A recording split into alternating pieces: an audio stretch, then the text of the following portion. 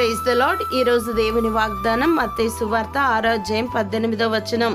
రహస్యమందు చూచున్న నీ తండ్రి నీకు ప్రతిఫలం ఇచ్చును. ప్రియ దైవజనమా, మనం ఆరాధించే దేవుడు చూచున్న దేవుడు.